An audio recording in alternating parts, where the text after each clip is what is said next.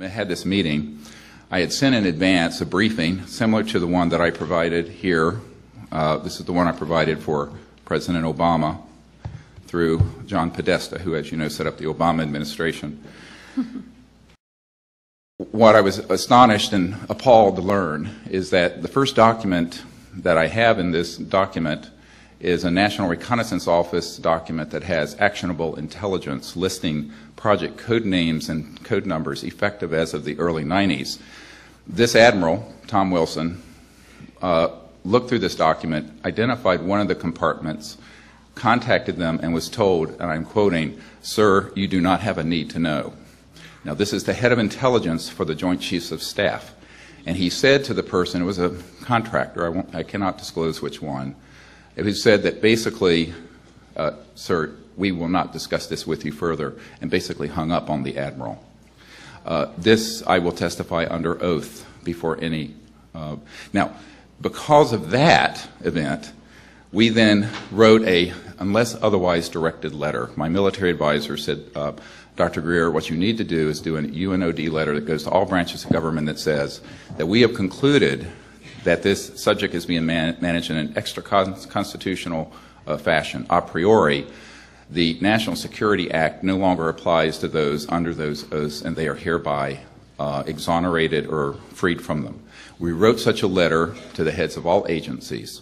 It was never contested, and the way an unless otherwise directed letter works is that unless you hear back from the agency, you are allowed to proceed with your assessment. And our assessment was that we were going to go forward with these men and women and documents. In fact, there was a senior CIA official who I've been asked not to name, who's still in the science directorate of the CIA, who said, "Please do this for our nation." At that point, we began to gather together more of these so-called witnesses. They've been called now. I call them patriots who want to have the truth out. And we then did the 2001 Disclosure Project in this ballroom, and we're about at our 12-year anniversary of that. And I organized that for the purpose of getting the public informed and also Congress. There were tens of thousands of petitions sent to members of Congress and faxes asking for hearings. Unfortunately, a few months later, 9/11 happened. The day before 9/11, I will make no further comments on that, except to say on September 11th. September 10th, you will see tonight in our film Sirius, if you come to see it at 8 o'clock, that there was a memo from a comment, I should say, in a speech by then Secretary of Defense Rumsfeld, who stated that there is $2.3 trillion unaccounted for in the Department of Defense budget. Let me repeat that number, $2.3 trillion. This was on September 10th, 2001. Now, prior to that, I was not surprised at that comment because back in 1994, I had a meeting with Mr. D'Amato, not the senator, who was the chief counsel for the Senate Appropriations Committee, and he informed me that they felt that there was upwards of or in excess of $100 billion a year missing out of the Treasury going into so-called black projects. Now, this is a misnomer, just so that the committee knows. The proper term in the military and intelligence world is an unacknowledged special access project. Now, special access projects are projects that, of course, you have to be read into with various clearances.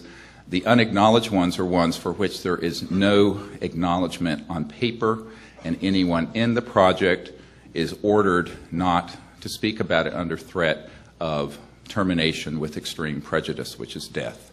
My senior military advisor was in one such project. He has not even informed me what it concerned. It was under Admiral Harry Train. It was a $3 billion project. This is one project that was unacknowledged. So this is not a theory. This is how the deep national security state actually operates, that the members of Congress usually are not aware of. Now, in the ensuing years, since 2001, we have continued these briefings. We've had greater success in other countries. There are now more than 14 countries that have opened their UFO files.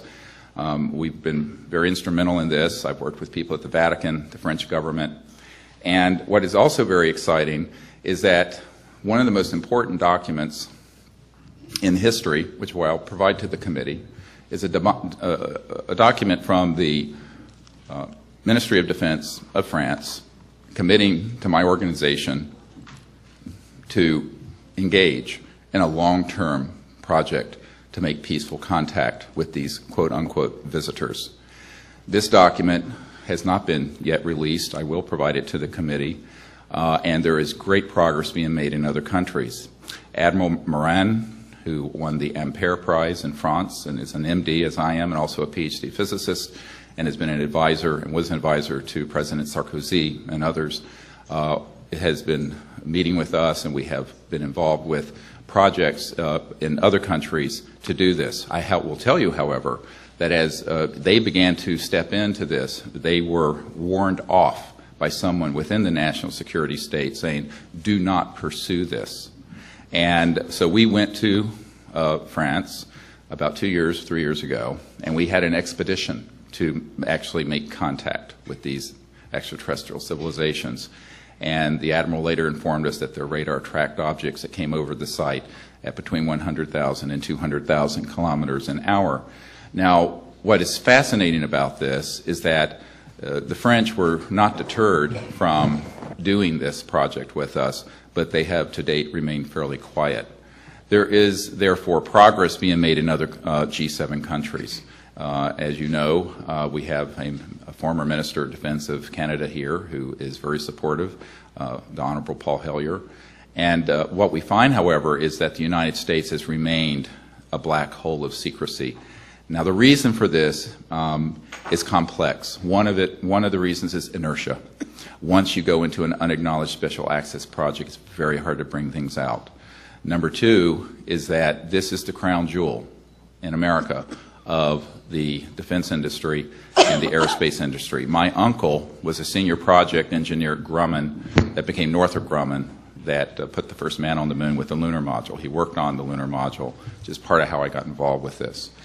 What I have found through my uncle and other contacts at Lockheed is that we have had, since about the mid-1950s, operational electromagnetic gravitic devices, basically in parlance of the pop culture anti-gravity devices that are deeply classified and are the next generation beyond rockets and jet aircraft. These are fully operational and not experimental. These have been used very discreetly.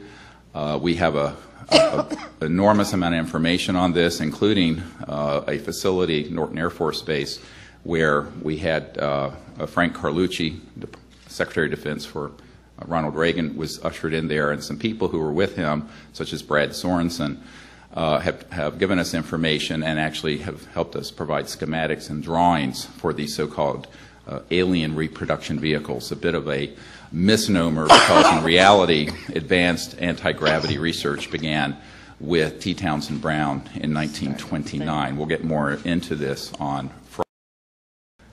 The key point here is that the technologies that would give us a new civilization without oil, without gas, without coal, without nuclear power are extant. They already exist, they've been developed, and it is a matter of the utmost national security and world peace and justice that we bring these sciences out and start a new chapter in the human experience. Thank you.